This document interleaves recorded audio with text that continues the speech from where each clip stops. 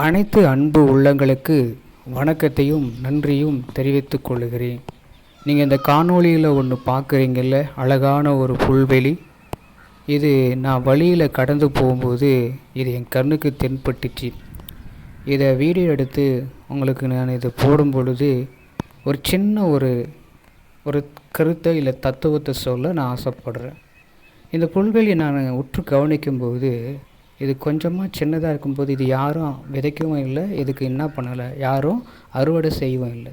அங்கே பக்கத்தில் நீர்நிலையும் கொஞ்சம் மண்ணையும் நம்பி அது என்ன பண்ணுது, ஓங்கி வளர்ந்து அழகாக காட்சி அளிக்குது. இதன் மூலமாக நம்முடைய வாழ்க்கையில் கூட நம்ம நிறைய பேர் நம்மளை இன்னல்களோடு துன்பத்தோடு இந்த உலகம் நம்மளை என்ன பண்ணும், தள்ளி வைக்க தான் செய்யும். அதனால் நம்ம சோர்ந்து போகக்கூடாது. நம்மக்கிட்ட இருக்கிற கொஞ்சம் பலத்தோடும் கொஞ்சம் முயற்சியோடு நம்ம செயல்படும் பொழுது இந்த பசும் புல்வெளியைப் போல் நாமளும் எழும்பி பிரகாசிக்க முடியும்.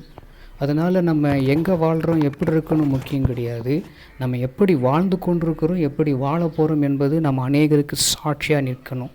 அதனால தான் இந்த கருத்தை நான் உங்களுக்கு வெளியிட்டேன். நன்றி, வணக்கம்.